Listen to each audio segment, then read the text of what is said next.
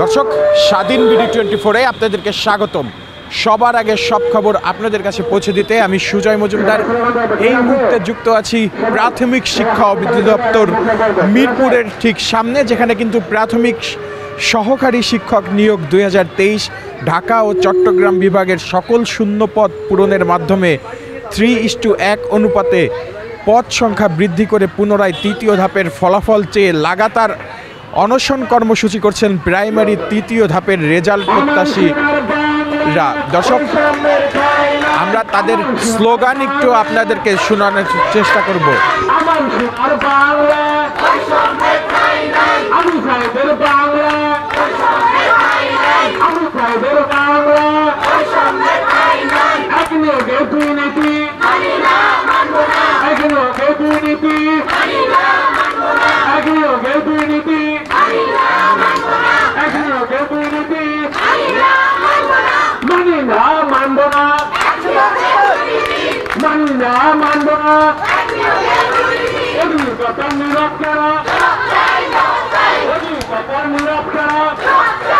দর্শক, বৈষম্য দূর হোক, প্রতিবন্ধীদের অধিকার প্রতিষ্ঠিত হোক সহ প্রাথমিক সহকারী শিক্ষক নিয়োগ 2023 ঢাকা ও চট্টগ্রাম বিভাগের সকল শূন্য পদ পূরণের মাধ্যমে 3:1 অনুপাতে পদ সংখ্যা বৃদ্ধি করে পুনরায় তৃতীয় ধাপের ফলাফল চেয়ে লাগাতার অনশন কর্মসূচি করছে প্রাইমারি তৃতীয় ধাপের রেজাল্ট প্রত্যাশীরা। তারা কিন্তু এখন আমরা দেখতে পাচ্ছি শিক্ষা অধিদপ্তরের সামনে, প্রাথমিক শিক্ষা অধিদপ্তরের সামনে তারা কিন্তু লাগাতার কর্মসূচি করে যাচ্ছেন এবং এখানে কিন্তু লাগাতার তারা রীতিমতো তারা বক্তব্য প্রদান করে যাচ্ছেন। দর্শক, আমরা কথা বলার চেষ্টা করব এমনই একজনের সাথে, তাদের সম্পর্কে, আন্দোলনের দাবিগুলো সম্পর্কে জানার চেষ্টা করব।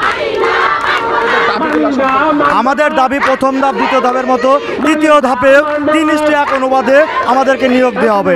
আমাদের সঙ্গে কেন বৈষম্য করা হলো, আমাদের সঙ্গে কেন আমাদেরকে হাসির পাত্র বানানো হলো, আমরা আমাদের অধিদপ্তরের কর্তার কাছে জানতে চাই কি অপরাধ আমাদের, যে জন্য আমাদের সঙ্গে এই ধরনের আচরণ করা হলো। সব জায়গায় দিয়েছে, প্রথম ধাপে দিয়েছে 3:1, দ্বিতীয় ধাপে দিয়েছে 3:1, তৃতীয় ধাপে দিয়েছে 8:1, 9:1, 12:1। এই বৈষম্যটা কেন করা হয়েছে, এটাই আমরা আমাদের অধিদপ্তরের কাছে চাই। আর আমরা চাই আমাদেরকে 3:1 অনুপাতে আমাদেরকে নিয়োগ দেওয়া হোক। যতক্ষণ পর্যন্ত নিয়োগ না দেওয়া হবে ততক্ষণ পর্যন্ত আমরা এই অধিদপ্তর থেকে উঠে যাব না। আমাদের অনশন কর্মসূচি অব্যাহত চলমান থাকবে। দর্শক, ঠিক যেমনটাই শুনছিলেন, তারা কিন্তু তাদের প্রাথমিক শিক্ষক নিয়োগ ব্যক্তি 2023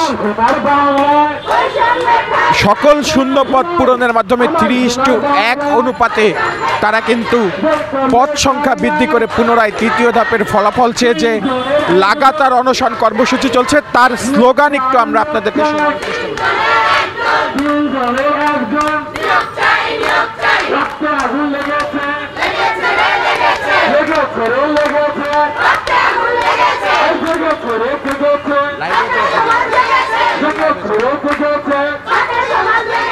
আমার সোনার বাংলা, আমার সোনার বাংলা।